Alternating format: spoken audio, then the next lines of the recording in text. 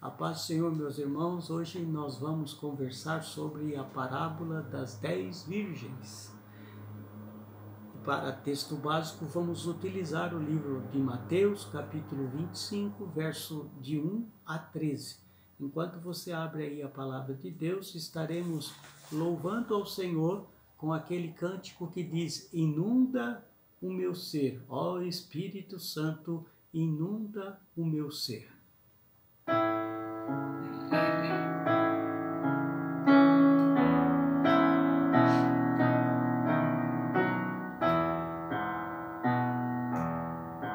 Inunda meu ser, inunda o meu ser, Espírito Santo de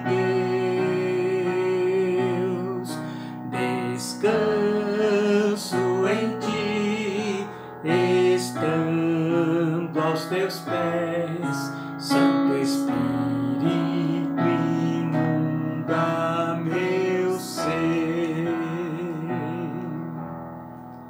No livro de Mateus, capítulo 25, verso 1, está escrito: então o reino dos céus será semelhante a 10 virgens que, tomando as suas lâmpadas, saíram ao encontro do noivo. Aleluia, glória a Deus. Vamos procurar nessa nossa conversa de hoje entender algumas figuras sobre esta parábola. Sabemos que ela se refere às bodas do Cordeiro com a sua noiva, a igreja.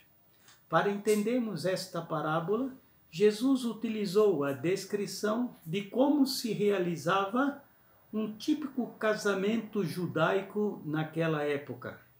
Como era este casamento naquela época?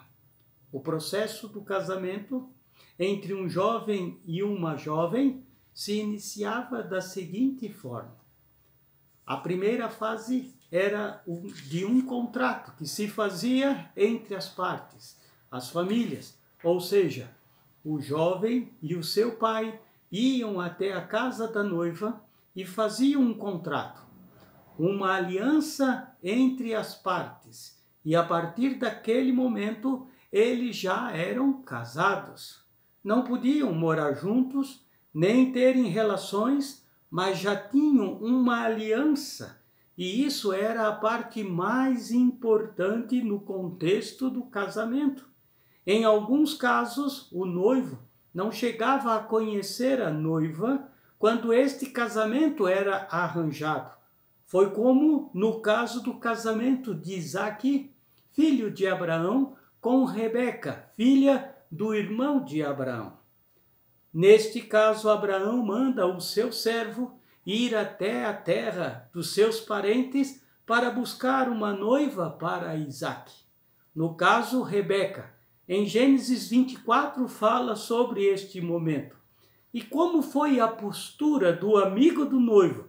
Neste caso, o servo de Abraão.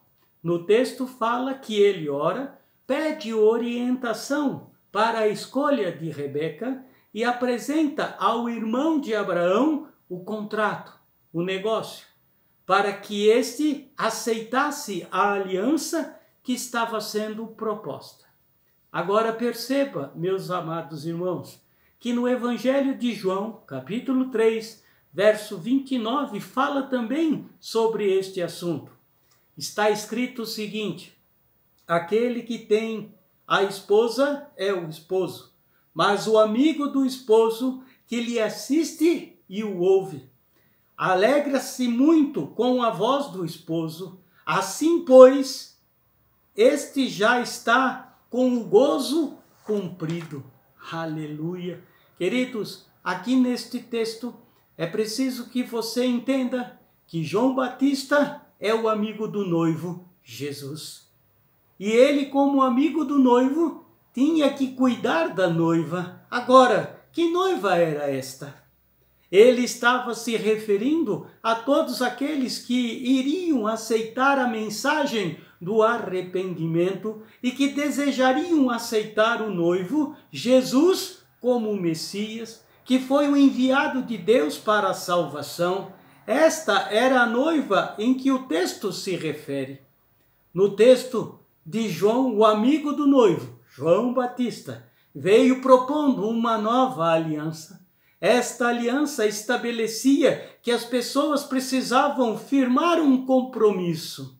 Para isso, teriam que se arrepender e serem batizados nas águas para que esta aliança fosse confirmada.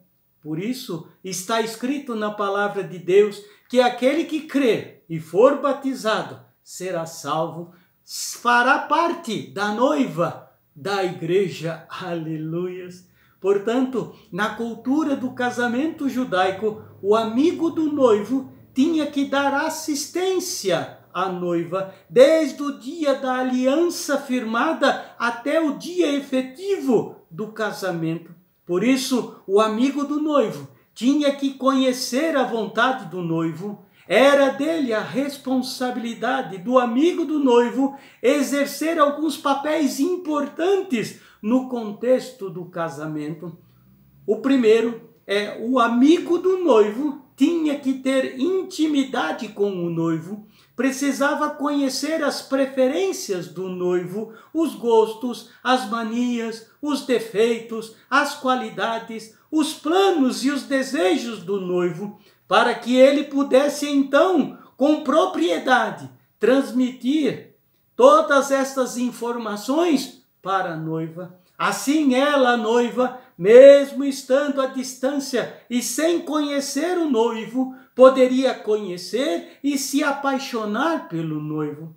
Por tudo aquilo que o amigo do noivo estaria transmitindo a ela. Então, esta era uma das responsabilidades do amigo do noivo. A segunda responsabilidade, o amigo do noivo teria que gozar de muita confiança do noivo. O noivo só enviaria este amigo para esta missão se ele confiasse que este amigo estaria apto, preparado para desempenhar este papel. Portanto, o escolhido como amigo do noivo gozava de um maravilhoso privilégio. Aleluias! Amado, João Batista foi este amigo do noivo em quem Jesus confiava. Mas quando Jesus, ele subiu aos céus, ele partiu, ele enviou o melhor amigo, o Espírito Santo, para que este pudesse preparar a sua noiva, a igreja, para este casamento,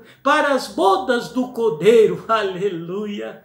Este amigo enviado, o Espírito Santo, ficou com a incumbência de transmitir à sua noiva, à igreja, o caráter do noivo, as qualidades do noivo, os gostos do noivo, os seus desejos, para que a cada dia mais nós, como a sua noiva, a igreja, pudéssemos conhecer e nos apaixonar mais pelo noivo Jesus Cristo, para assim ficarmos desejosos que este casamento se realize o mais breve possível. Aleluia! Ou seja, este amigo enviado, o Espírito Santo, tem a incumbência de fazer com que a noiva a cada dia conheça mais e ame mais o noivo e fique na expectativa de se encontrar com o noivo nas bodas do Cordeiro. Querido, abra o teu coração para o Espírito Santo, o amigo do noivo,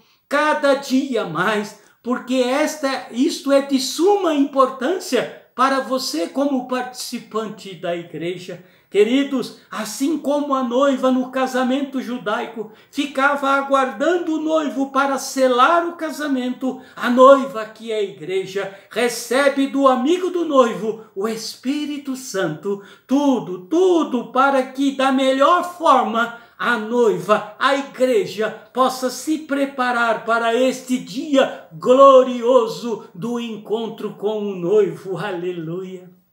Agora, voltando à parábola das 10 virgens, fica claro, depois de tudo que vimos até aqui, que o papel daquelas 10 virgens eram estarem prontas e bem preparadas para aquele momento, ou seja, com as suas lamparinas cheias de azeite e também com um azeite de reserva em uma botija, e estarem no local em que o noivo iria passar. Isso indicaria que conheciam a aliança e que aceitaram o convite. Aleluias! Pois bem, a parábola diz que demorando o noivo, as virgens adormeceram, mas logo que se ouviu o grito, aí vem o noivo, aleluia! Então, neste momento, elas despertaram para se prepararem para acender as suas lamparinas, para irem à frente do noivo, para entrarem para as bodas. Mas, amados, infelizmente, como relata a parábola, só 5 das 10 virgens, chamadas de prudentes, estavam preparadas, estavam no local onde o noivo iria passar, conheciam a aliança firmada entre as partes, mas só estas 5 estavam com as suas lamparinas cheias de azeite e ainda tinham azeite de reserva na botija. Já as outras 5, chamadas de loucas, não estavam preparadas, estavam no local onde o noivo iria passar, portanto conheciam a aliança firmada, mas não estavam com as suas lamparinas cheias de azeite e nem tinham azeite de reserva em sua botija. Observe o que o texto diz. Diz que as virgens chamadas de loucas disseram às virgens chamadas de prudentes: dai-nos do vosso azeite, porque as nossas lamparinas se apagaram. Mas as prudentes responderam dizendo: não seja caso que nos falte a nós e a vós. Ide antes aos que vendem e comprai-o para vós. Existem muitas interpretações sobre a parábola das 10 virgens, mas depois de analisar tudo o que vimos até agora, algumas coisas ficaram claras em meu coração que eu gostaria de passar para cada um de vocês, para que possam refletir sobre esta parábola, pois ela está intimamente ligada a nós, a igreja, a noiva de Cristo. O texto fala que todas as noivas eram virgens, tanto as prudentes como as loucas. E também fala o texto que todas saíram ao encontro do noivo e, portanto, todas neste momento tinham as suas lamparinas acesas, mas diz o texto que o noivo demorou e então elas adormeceram e quando foram despertadas pelo grito, aí vem o noivo, todas neste momento também despertaram.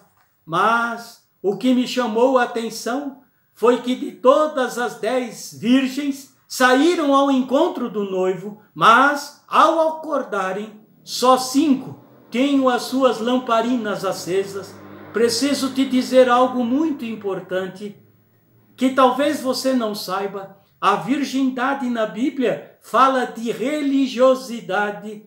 O ser religioso não é ser verdadeiramente um cristão. Falo isso, pois também me chamou a atenção o fato de que todas aceitaram o convite, pois todas sabiam da aliança firmada entre as partes e por causa disso todas estavam no lugar aonde o noivo iria passar. Meu irmão e minha irmã, gostaria que você abrisse o seu coração para esta palavra e pensasse comigo sobre este assunto. Todas as virgens sabiam da aliança firmada e estavam todas no local onde o noivo iria passar, mas infelizmente nem todas estavam adequadamente preparadas para as bodas com o noivo, com as suas lamparinas cheias de azeite e ainda tendo azeite de reserva na botija. Isso me mostra que a vida do cristão precisa ser completa. Daí a parábola se referir a 10 virgens, assim como o número 7 na palavra de Deus fala da perfeição, o número 10 fala do ser completo. Portanto, esta parábola está informando aqueles que participam hoje da igreja, da noiva, precisam ser completos, precisam fazer parte da aliança firmada através do sangue do Senhor Jesus que foi derramado na cruz. Precisam estar no local onde passa o Deus Todo-Poderoso, que é fazer parte da igreja, mas também precisam ser cheias do Espírito Santo. Queridos, para mim esta parábola fala de como a igreja, a sua noiva, precisa estar preparada, pronta para as bodas do Cordeiro. Todos hoje que fazem parte das igrejas sabem da importância da aliança firmada na cruz do Calvário com o derramamento do sangue do Senhor Jesus e de termos este sangue sobre as nossas vidas para nos purificar de todo o pecado. Todos sabemos que o amigo melhor do noivo enviado, o Espírito Santo, veio para nos ensinar todas as coisas sobre o noivo, para que a cada dia mais possamos amá-lo, e como ele nos ama e desejarmos encontrar com ele nos ares.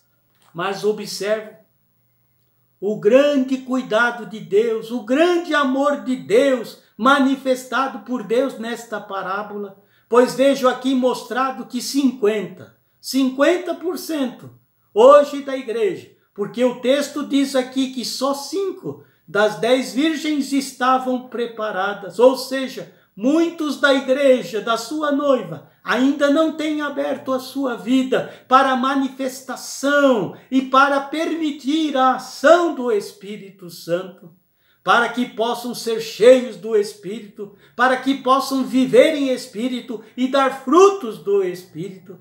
Queridos, a palavra das 10 virgens nos fala qual foi a diferença entre as prudentes e as loucas. Foi a falta de azeite. Por não terem reserva de azeite, as portas se fecharam. Queridos, o mesmo pode acontecer com a igreja nos dias de hoje. Pense, tudo aquilo que você buscou a vida toda pode se perder neste momento. Amados, a igreja tem um compromisso com Deus de ser completa, de buscarmos ser cheios do Espírito Santo. Só o Espírito Santo vai nos levar verdadeiramente a conhecer o noivo, a ponto de desejarmos nos encontrar com ele nos céus. Só o Espírito Santo vai nos levar verdadeiramente a amá-lo como ele nos ama. Sobre todas as coisas, só o Espírito Santo vai nos fazer viver por ele e fazer com que o noivo participe de tudo em nossas vidas. Quero hoje, com esta conversa, que você entenda a necessidade de vivermos em Espírito, de buscarmos andar como igreja, a noiva, cheios do Espírito Santo e manifestando os dons e darmos os frutos espirituais na nossa vida. Aproveite este momento, entre no seu quarto, feche a porta atrás de ti, abra o teu coração ao Espírito Santo. Ele já está em você, pois você aceitou o convite, aceitou Jesus como seu Senhor e Salvador. Você já faz parte da aliança. O sangue de Jesus está sobre a tua vida. Você já tem estado no lugar onde Deus está presente, a sua igreja. Você crê que Jesus enviou o amigo melhor, o Espírito Santo, para te ensinar todas as coisas. Querido irmão, querida irmã, dê guarida ao Espírito Santo, pois ele te fará conhecer mais do noivo e te fará amá-lo cada dia mais e desejar se encontrar com ele, dizendo: Maranata, ora vem, Senhor Jesus, aleluia. Você e eu precisamos buscar sermos cheios do Espírito Santo. Abra o teu coração para o Espírito. Deseja a unção do Espírito Santo em sua vida. Oh, glória, aleluia. Como a noiva, nós precisamos ser completos. A vida de Deus tem que superabundar no meio da sua noiva. E isso só é possível se cada um de nós nos enchermos do Espírito Santo. Lembre-se, a unção é pessoal, assim como a salvação. Lembre-se, Foi esta a única diferença entre as chamadas virgens prudentes e as loucas. Me permita orar por você, para que o poder desta palavra possa agir no teu coração, para que você possa buscar ardentemente a unção do Espírito Santo de Deus sobre a tua vida. Pai amado, que esta palavra fale poderosamente ao coração do seu povo, da sua noiva, a igreja. Ajuda, Pai, a cada um buscar andar e viver em espírito, pois eles não podem ficar de fora das bodas do Cordeiro. Este é o maior momento da vida de cada cristão, se encontrar com Deus nos ares.